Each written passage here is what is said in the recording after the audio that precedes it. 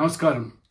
Hyderabad local body MLC ఎన్నికల్లో Congress BRS పోటీ చేయకపోవడం అంటే మజ్లిస్ గెలిపించడానికే పరోక్షంగా ఇద్దరు కలిసి వాళ్ళ మజ్లిస్ గెలుపు కోసం వాళ్ళ కృషి చేస్తున్న విషయాన్ని తెలంగాణ ప్రజలు, హైదరాబాద్ ప్రజలు గమనించాలి.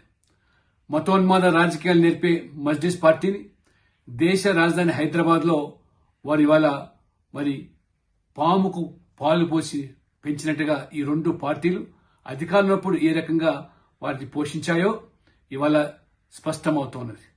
10 సంవత్సరాలు అధికారంలో ఉన్నటువంటి బీఆర్ఎస్ పార్టీ ఇవాళ ప్రధాన ప్రతిపక్ష పార్టీ పోటీ చేయకపోవడం, రాష్ట్రాన్ని పాలిస్తున్నటువంటి కాంగ్రెస్ పార్టీ ఇవాళ రాష్ట్ర రాజధానిలో పోటీ చేయకపోవడం.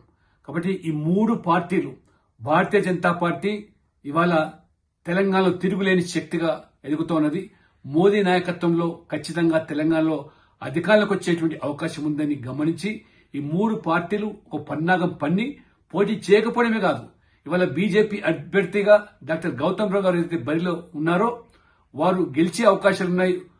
ఈ ప్రజాప్రతినిధులు ఓటర్లకు అవకాశం ఇస్తే అని భావించి ప్రజాస్వామ్యంలో ఇవాళ ఓటు వెయ్యొద్దని చెప్పి పిలుపునివ్వడం నిజంగా చాలా ఇది హాస్యాస్పదంగా ఉన్నది. కేటీఆర్ గారు, బీఆర్ఎస్ పార్టీ ఇవాళ డాక్టర్ బాబాసాహెబ్ అంబేద్కర్ ఇవాళ ఏదైతే ఓటు ఆయుధం అనే దాన్ని హక్కుగా ఇచ్చాడో ప్రజాస్వామ్యంలో, దానిని వాళ్ళ కాలరాచే విధంగా ప్రయత్నం చేస్తున్నారు. కాబట్టి మనస్సాక్షిగా ఈ ఓటర్లందరూ కూడా హైదరాబాద్ ను కాపాడుకోవడానికి బీజేపీ అభ్యర్థి డాక్టర్ గౌతమ్ రావు గారిని ఓటేసి గెలిపించాల్సిగా కోరుతా ఉన్నాను.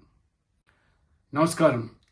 హైదరాబాద్ లోకల్ బాడీ ఎమ్మెల్సీ ఎన్నికల్లో కాంగ్రెస్ బీఆర్ఎస్ పోటీ చేయకపోవడం అంటే మజ్లిస్ గెలిపించడానికే పరోక్షంగా ఇద్దరు కలిసి వాళ్ళ మజ్లిస్ గెలుపు కోసం వాళ్ళ కృషి చేస్తున్న విషయాన్ని తెలంగాణ ప్రజలు, హైదరాబాద్ ప్రజలు గమనించాలి.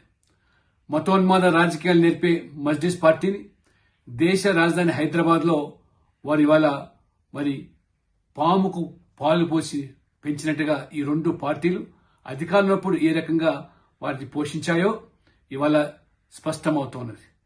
10 సంవత్సరాలు అధికారంలో ఉన్నటువంటి బీఆర్ఎస్ పార్టీ ఇవాళ ప్రధాన ప్రతిపక్ష పార్టీ పోటీ చేయకపోవడం, రాష్ట్రాన్ని పాలిస్తున్నటువంటి కాంగ్రెస్ పార్టీ ఇవాళ రాష్ట్ర రాజధానిలో పోటీ చేయకపోవడం.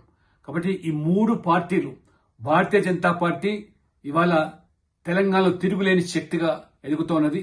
మోదీ నాయకత్వంలో ఖచ్చితంగా తెలంగాణలో అధికారంలోకి వచ్చేటువంటి అవకాశం ఉందని గమనించి ఈ మూడు పార్టీలు ఒక పన్నాగం పన్ని పోటీ చేయకపోవడమే కాదు, ఇవాళ బీజేపీ అభ్యర్థిగా డాక్టర్ గౌతమ్ రావు గారు ఏదైతే బరిలో ఉన్నారో వారు గెలిచే అవకాశాలున్నాయి.